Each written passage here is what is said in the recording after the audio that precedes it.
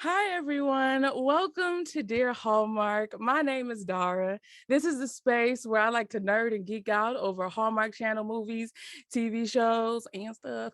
And I am not here by myself yet again. You guys, I found the firefighter from the Nine Kittens of Christmas. I am so pleased to have Mr. Paul W. Campbell. The W stands for writing.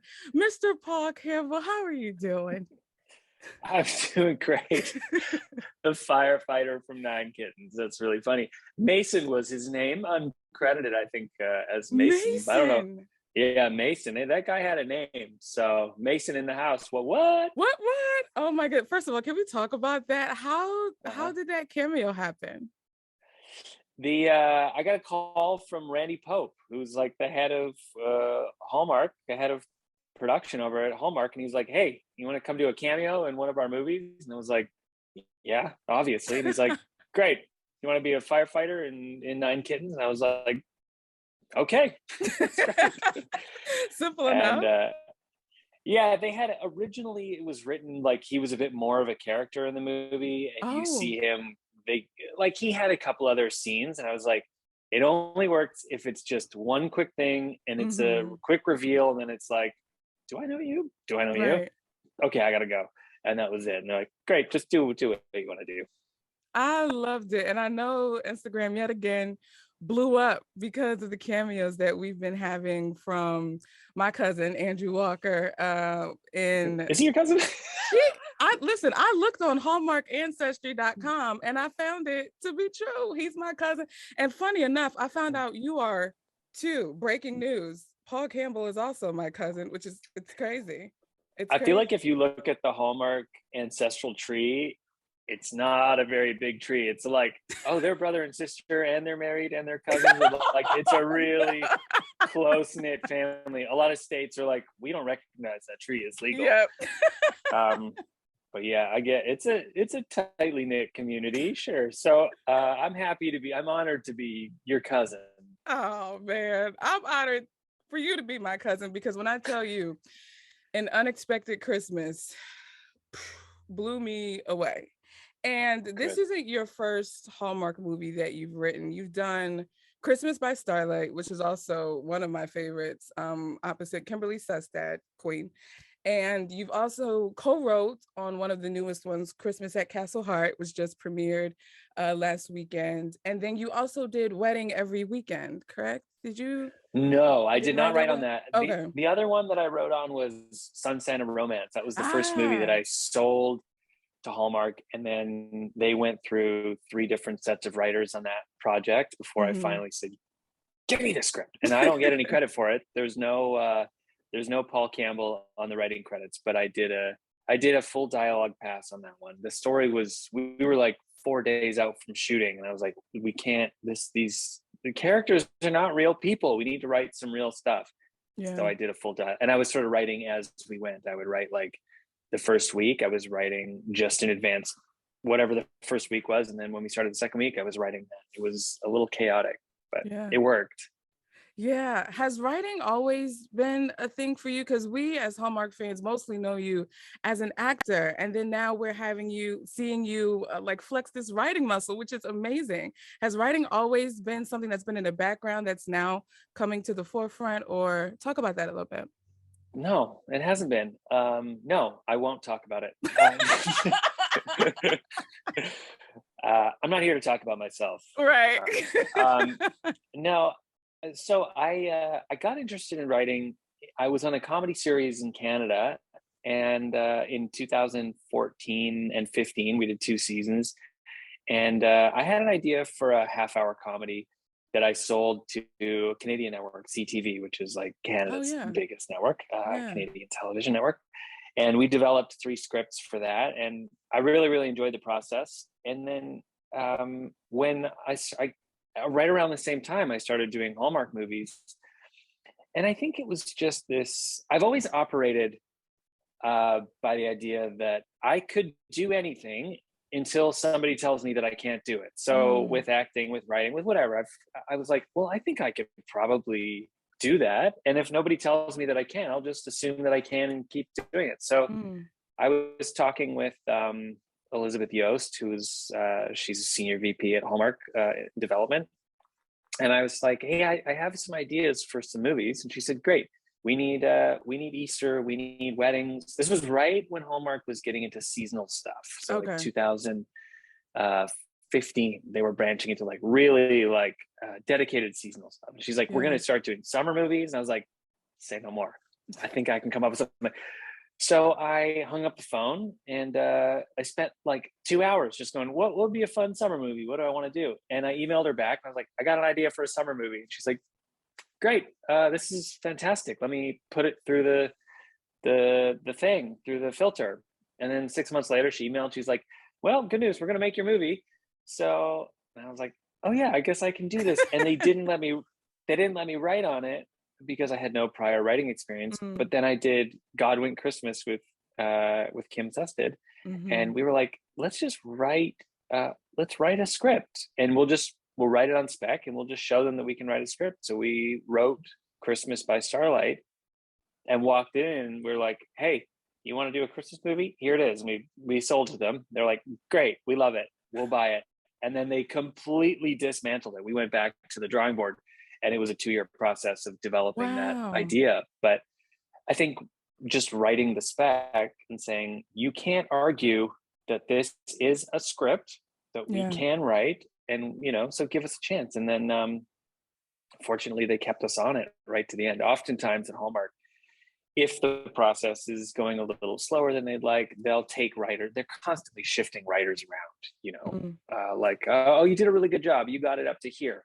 We want it to go over here, so we'll bring somebody else. And they let us stay on it till the end, and we were like, oh, we can actually do this. And then Unexpected Christmas came in. It was the network came to me, and they were like, hey, great job last year, you want to do another one? And I said, yep. And then same with Christmas at Castle Hart. They were like, hey, you did a really good job, you want to do another one? I'm like, That's awesome. So was An Unexpected Christmas, was that long? Was that in terms of the timing, it wasn't as long as Christmas by Starlight, because you said Christmas by Starlight took 2 years to develop. How long was it for An Unexpected Christmas?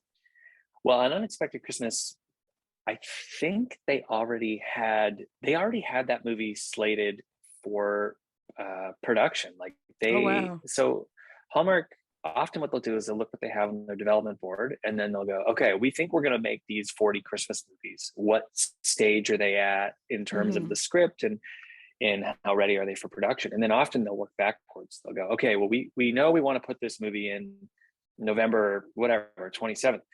We need to get a script together. And so they'll sort of work backwards in that sense. Now, Unexpected Christmas came to me as a written script. It came to me. It was written by a guy named Greg Magoon.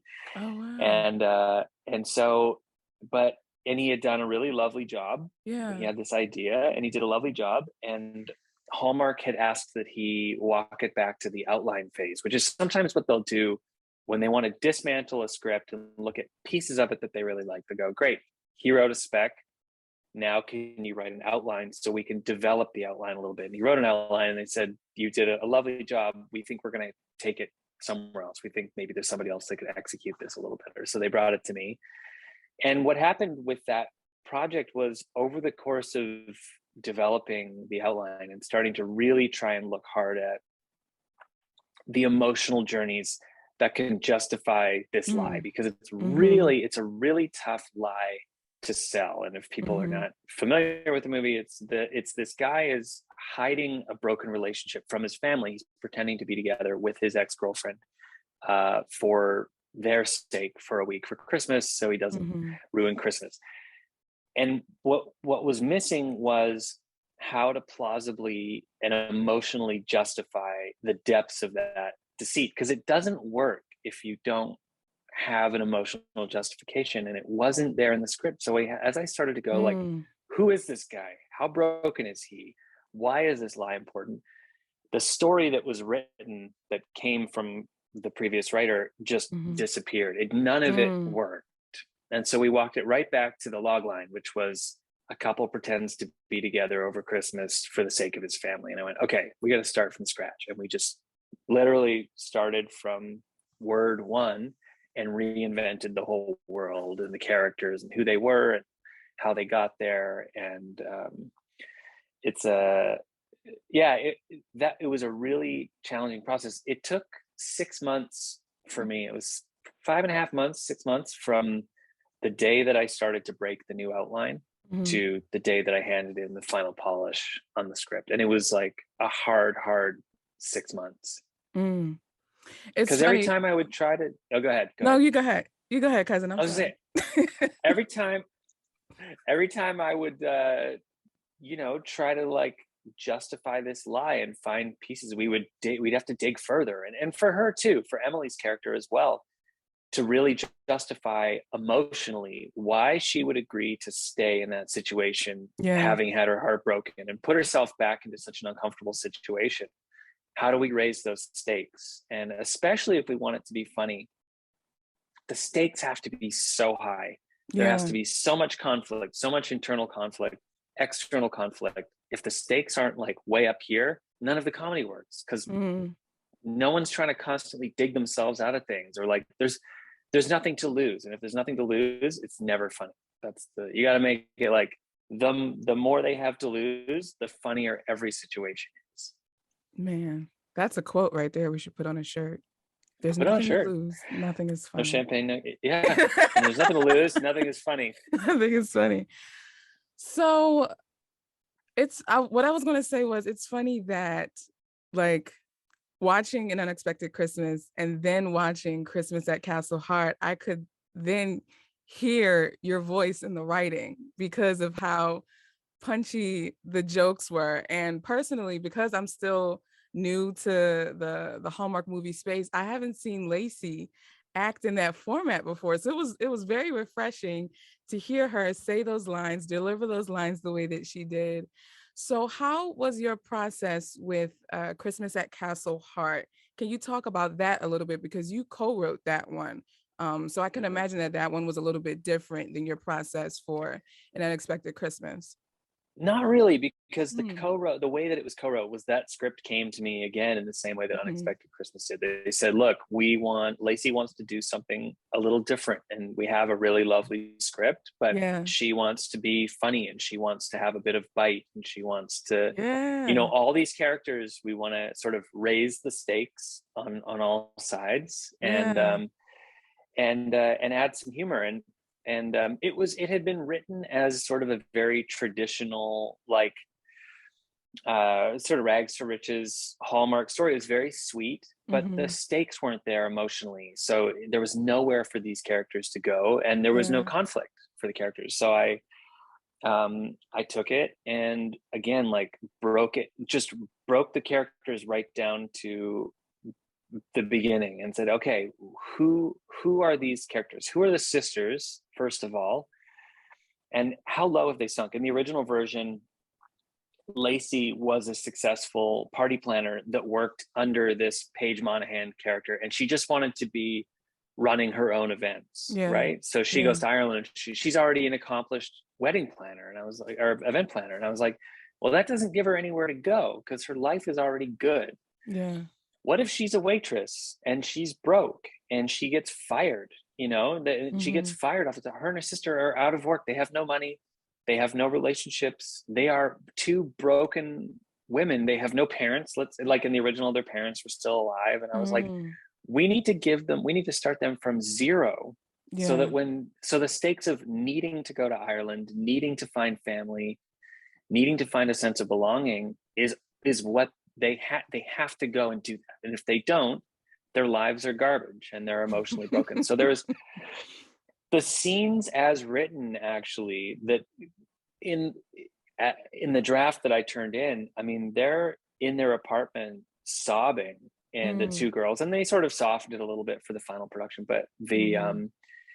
they were broken on the floor of this apartment going, we have nothing and our parents have died, and we have to go do this thing for dad. And they ultimately go to Ireland and find this sense of belonging. But so the process for Yeah, that was going, let's reinvent the characters, and then in doing so, basically every single piece of dialogue in that movie changes, because now you have a different worldview, and and the necessity is so much greater. The urgency is greater Yeah. for everything they're doing. The stakes are higher everywhere, you know? And just trying to write characters that feel relatable and organic. You look at Jamie and Emily in Unexpected.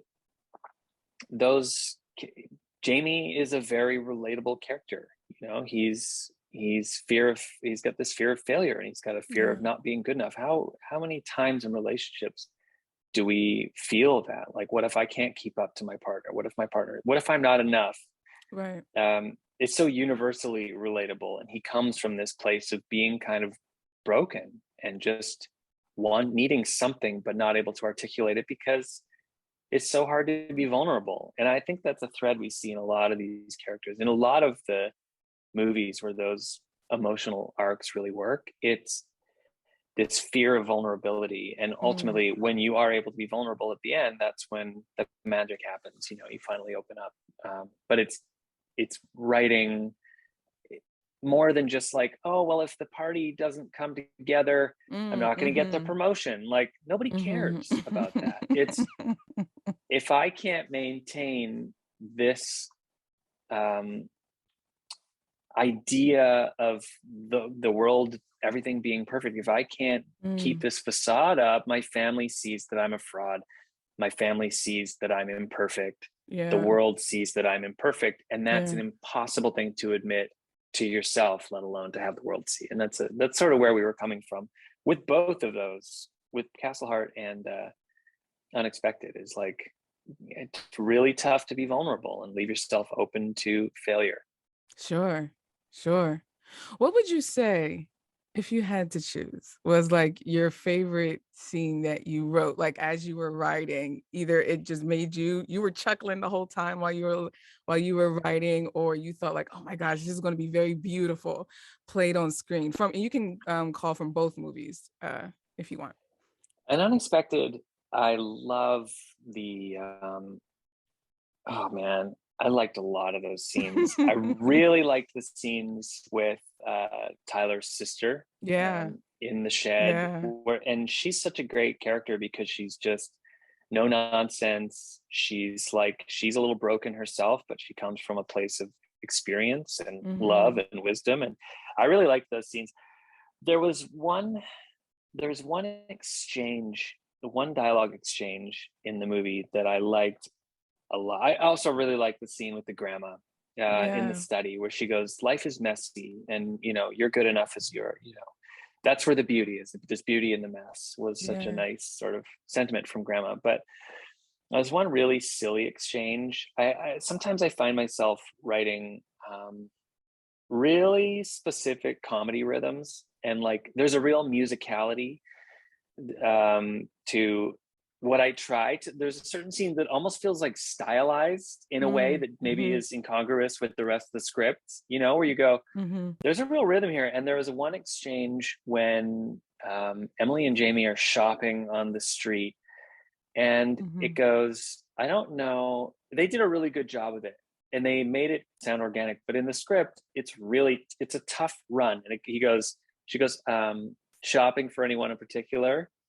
And then it goes, yes, me, no, you, no. It goes, yes, me, no, you. Oh, what the hell was it? I've forgotten now. But it's like 10 single words in a row where they alternate. Wow. Yeah. But you have to play it with like a musical rhythm, otherwise it doesn't work. And they did a really good job. But I was like, good luck with that, guys, because it doesn't. Oh man, I wish I could remember it now. I was looking at it the other day on the page, and I was like, good for them. They did this. They probably saw this and they were like, what was this asshole thinking? What was this guy? Who writes this? Why would he do this to us? We had one like that in Starlight Christmas 2 that was around the family table eating waffles. And it was like, That's my bump, favorite bump, scene. bump, bump, bump, bump, bump, bump. And Yes. I got really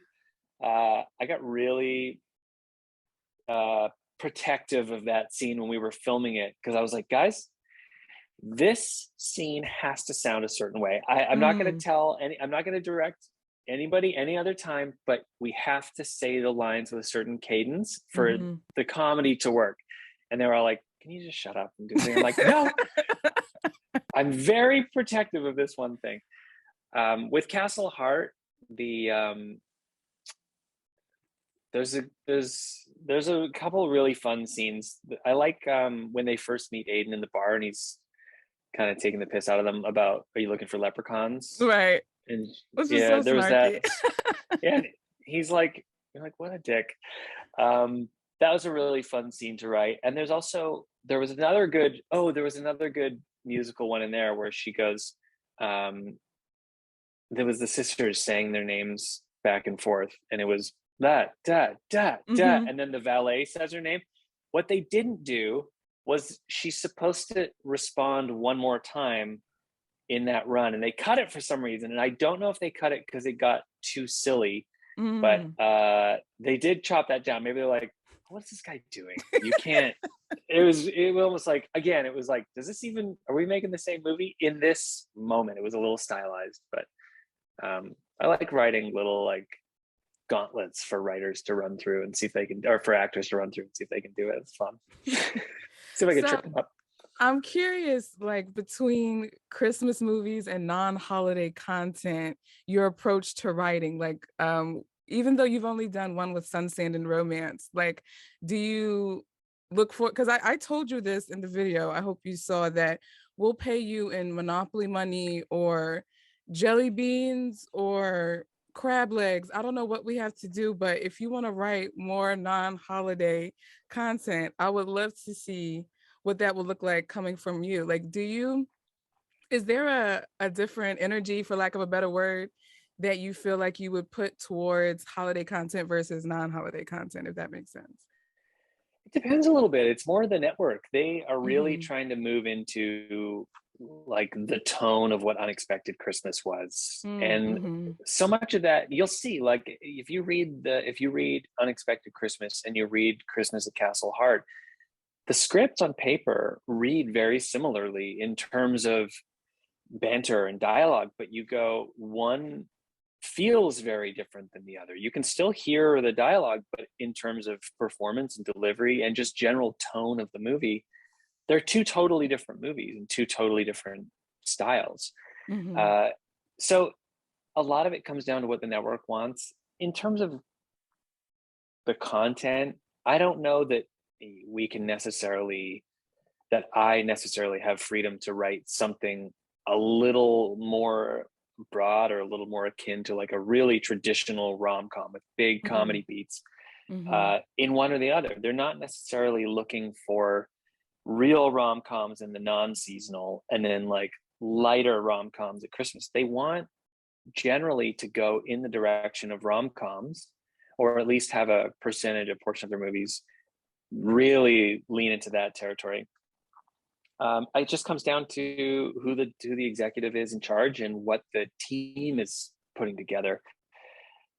I don't mind writing. The only thing about the seasonal movies is there are certain elements that the network wants to see. There are, like, in terms of involvement with Christmas, and I think we did a pretty good job in both Castle Hart and Unexpected of getting away from these, like, the normal Christmas traditions where we are just like, we're baking cookies and we're doing an ice sculpture, like we were still telling Christmas stories. Mm-hmm. I want to tell Christmas stories at Christmas that aren't necessarily about Christmas, and a lot of their movies are about Christmas. Mm-hmm. And you get really hemmed in by that because you're like, well, I got to have 2 activities per act and I have to write a story around these activities. You're like bookended, it becomes very narrow in terms of your storytelling. Whereas Unexpected is like, let's just watch these 2 people exist during Christmas time. And there will be some Yeah. Christmassy things that show up, but Yeah. we don't see them decorate the tree. We don't, we Right. see the tree fall over. It's like, Gosh. there's Right. still Christmas, but Christmas is hitting the floor. Right. So yeah, I think what I really like about writing for Hallmark is I really like the parameters that I have to work within, like the 9-act structure. I like knowing that I have to have certain you know, at the end, I know where at the end of Act 1 falls. I know where what's kind of going on at the end of Act 4. And then the end of Act 8, everything is gone to hell and there's no redemption. And then whoops, Act 9, it all comes back together. Yeah. I do like those. I like the puzzle piece, like inserting the pieces. I have like 5 or 6 other ideas already that I'm sort of lining up on the board. Half of them are seasonal. I'd say 4 are non-seasonal, 2 are Christmas. And I think, you know, we'll see how they go. There's some really big fun ideas with some big casting. There's like, I'm doing some more male-centric, like collaborative multi-cast things. So we're going to see if they go for it. But if they buy these ideas, they're going to be really fun. Like, just really, if they just let me sort of run with these comedies, we got some good stuff. We got some good stuff in store. Oh man. We'll see. I don't know what they're going to say. They might be like, you're crazy. Go to Netflix with that. But maybe not. Maybe they'll let me do it. Now, I spoke to Cousin Andrew about this. And my trifecta would be you, Cousin Andrew, and Tyler in a movie together. Hashtag I may or may not be working on something along the line. May or may not be. Sir? We'll see. We'll see. Oh, okay. We'll see. I'm gonna leave it there. I honestly don't know where the network stands on going in that direction of going, can we tell a story? They've done Three Sisters, you know, they've done some female, like multi-female led movies. I don't know where they stand on that. I think Hallmark, I know historically Hallmark has always been like female protagonist. Every once in a while they'll do a male, like leading, you know, slightly more male centric. Unexpected Christmas, Jamie is arguably the protagonist. He's arguably, like, he slightly edges out Emily in terms of story. It's his perspective, it's his family, and we talked about that a lot. Can we do this? Because in the original idea, it was her family, and the guy shows up, and we were like, can we make this sort of a male lead? It's his story, it's his world, and that's where we ended up. But would they do a movie with 2 brothers or 3 brothers or 4? You know, I don't know. I think we're gonna get into those conversations, but perhaps. Dot. Oh, that's exciting. See. That's exciting. So I'm curious, dipping into the P initial of your middle name, not the P, the A initial of your middle name, which is acting. While you were writing, did your actor brain turn on in any way, like viewing how it would be acted out as you write? Like, is that something, like, as you're writing? I act it all out. I act everything out. I spent 4 weeks with an Irish accent doing Aiden's lines from Castle Hart. And I said every line out loud. I always act it out. It's always, if it's leprechauns you're looking for, you go down to the corner, there's a man with a rainbow and a pot of gold, and you follow the thing, but they're a wee bit bitey this year. You know, I'm like, my son is like, Dad, what's wrong with you? And I'm like, where do we even start? Where do we start? Yeah, all the speech, like, I do every bit of dialogue aloud. And I think that's what, it's such a leg up, because I know, I'll write stuff and go, no one can deliver this line. This doesn't work. And I just say it out loud until it feels organic. And then I go, okay, I think I've arrived at something that works. But there's nothing weirder than, as an actor, reading a line of dialogue and you're like, well, is this like generated by some dialogue algorithm? Like, this is like this is an app on your phone that goes, catchy dialogue sounds like this. It doesn't work. So I perform the whole thing as I'm going, and I watch it in my head, and I imagine how I would block it and how I would like to do it personally. I wrote Unexpected Christmas for myself. They were never going to cast me in it. Originally, they wanted mid to late 20s for the roles, and I was like, I can still play that. And they're like, shut up. No, you can't. I was like, fine, I'll write it for late 20s, but Jamie is going to be based a lot on me and, you know, my own experiences. And then they were like, okay, we've cast it. It's Tyler Hines and Bethany. I was like, we're like the same age. I could have done this. Like, well, now we have another movie for you. And I was like, but you told me it was late 20s. They're like, listen, the movie could not have been in better hands than with those two. But I definitely wrote it with myself in mind for it. Wow. Wow. Yeah.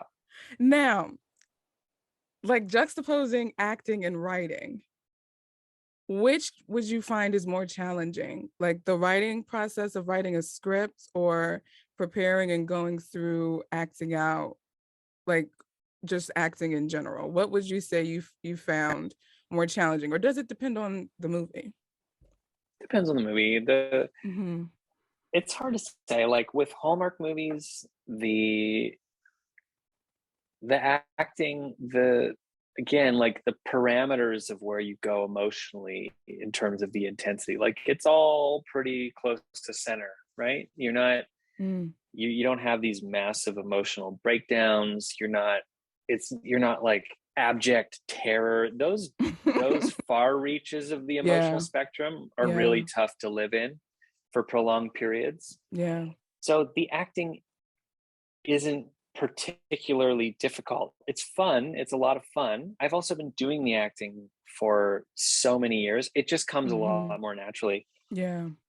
The writing is also, some of it comes really naturally, and some of it I really puzzle over. And sometimes, the network is very heavily involved in the script development, and then you get a ton of notes. Sometimes you'll have 200 line notes on a script, or 300 Mm. line notes you have to satisfy, and some of them are really big. They go like, yeah, we like this about this character, but we're missing this piece. And so as Mm. a writer, you go, well, I've just turned in what I thought was the best possible draft of this script, and what you're telling me is there's 10% of it missing. How do I go back and weave that throughout? And Yeah. that's where you go, am I in over my head? I think that's why Unexpected took 6 months, because Mm. it was a really, really difficult process to arrive at something we all agreed Yeah. was something we could shoot. They're totally different approaches. The acting is Yeah.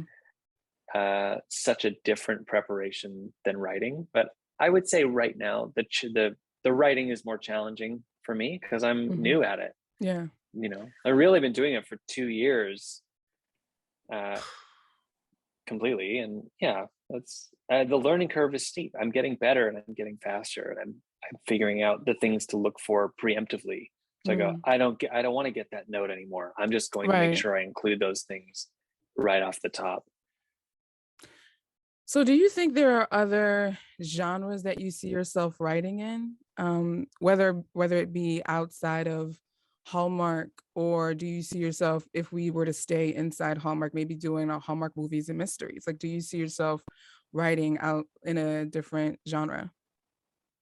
Absolutely. I would love to do, first of all, I love writing half hour comedy. I like half hour single camera comedy. I'd Mm. love to do that. For someone like myself that has no experience in the industry as a writer, Mhm. getting any sort of project like that off the ground is almost impossible, because everyone's like, sorry, who are you? Why should we Mm. trust you to, you can't. Right. But with Hallmark, I would love to do, uh, I had an idea for a movie for the drama channel about a group of brothers coming home for their dad's funeral, and sort of dealing with Mm. picking up the pieces of the shattered family, and sort of identifying his legacy, and the maybe the traumas that they all experienced, emotional traumas and stuff that they experienced Yeah. as a result of who their father was, and trying to kind of come back together as a family. I'd love to write that story. It would be very emotionally charged, and the joy for me would be writing something that goes about as far in the other direction from comedy Mm. as you can at Hallmark, but then finding humor in it. Yeah. So just offsetting those like really dark themes with Yeah. humor, finding joy in the sadness. Yeah. I find often, even like with Unexpected and with Castle Hart, there's a sadness there, but there are moments of sadness in the joy. I'd like to go the other way and go, where's the levity Mm. in the somberness, and the, there's a yeah, I'd love to tackle something like that and really like put my psychologist hat on and plumb those depths a little bit. And I think, maybe that's something I have to write on spec. Maybe they go, well, we don't know if you can write that. We don't know if we trust you yet to write that. Yeah, I sort of have to earn that, but I'm Mhm. happy to do it. I'm happy to just do the work. I appreciate though, even in your acting, I feel like that's a common thread where you always bring some element of humor or some element of joy to whatever movie you're in, which is why you're one of my favorites and favorites of so many across the world. Is that you find that element of joy and that element of humor, and we appreciate you for it. I know I speak for many Thank when you. I say thank you so much for that, because that's why we as fans come to Hallmark. Sometimes it is necessary to tell those real, those true, those vulnerable stories, but there's also some times where you just want to find that element of humor in your own life. You want to escape from your own life for a minute and then find that element of Yeah. joy, that element of humor. Yeah. Yeah, like I didn't come here to be sad. If I wanted to be sad, I could just keep the TV turned off and look around the room. Exactly. I came here for you to Exactly. cheer me up. This is like Right. the cheapest form of medication. Put Hello. a smile on my face. I Yeah. I've I've always liked trying to make people laugh, and maybe it does come from a place of having my own struggles as a kid and having my own Mm, struggles as a teenager and as an adult. yeah. But there was always um, humor was always an outlet for me, and I've always was always kind of the class clown, and so I think that's what appealed to me about Hallmark. Like Window Wonderland was my first movie, and it was really funny, and the script was really Yeah. funny, and I was like, oh, I get to be funny and I get to make people laugh here. There's Why not? Why not make people laugh? If you're going to tell a story, why not bring a little humor to it? There's always something fun that can be found in these movies. Yeah. There's always like, I love the challenge of trying to add in my own jokes, and just if I can get my co-star to laugh in a tight two shot where we're both on camera, and I can hold on to that line until we get to that shot, and then I can just get a genuine response. There's a chemistry, there's an electricity that lives in that, or the organic moment of doing that. So I'm always like trying to throw stuff in to mess with people. Sometimes it works. Sometimes they get really pissed off. They're like, can you just say the line? Can you just? And I'm like, Yeah. Tyler threw in some great lines of his own and unexpected, and he had me laughing a few times. Oh, There was snap. the one of my favorites is probably a fan favorite line at the very end when he goes, "I'm sorry, you had to see me dressed as a unicorn." That was his. He threw that line in. Oh, snap. Um, I think the line as written was, she goes, "Oh, there's this guy. He's kind of cute, and he's a really good writer. And I want to see where it goes." And I think I had written, "If you're not talking about me, I'm going to be really disappointed." Uh, and he threw that alt in, and I was like, "It's better. It's better than what I had." And Wow. yeah, and Joy also had a couple great little like add-ins that I went, oh, perfect little button to the scene, or a perfect little thing.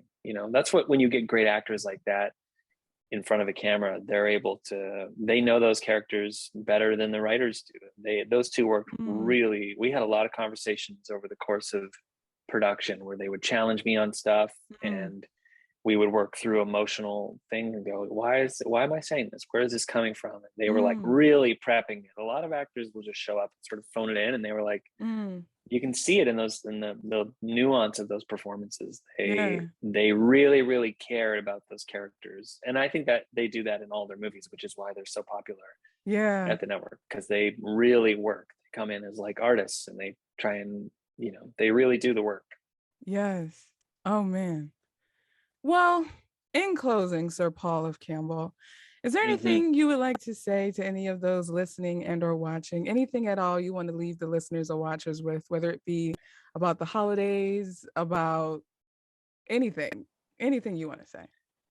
Um, I've been so overwhelmed by the outpouring of support and love for this movie and for the work that I'm doing. And honestly, like I I'm so grateful for just being in the position that I'm in, and for being able to talk to someone like yourself who's so like effusively in support of these projects. And I truly feel so blessed just to be like sitting where I am. So, and I couldn't do it without the fans and support and all the people. So I hope everyone has an extraordinary Christmas. I'm gonna put my feet up and take a little break. I think after the last There couple you of go. years, we could all use like a pretty we could use a pretty damn good Christmas. So thank you everybody for continuing to watch and to be supportive. And hopefully next year I have no fewer than 35 projects that I deliver.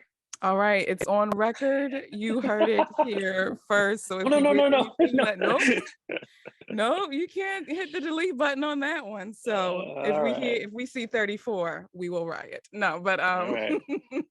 thank you so much, Paul, for coming into the home of Dear Hallmark. We really appreciate it. And for anything about Dear Hallmark, just look in the description box or the show notes if you're watching or listening. And I will talk to you guys in the next episode.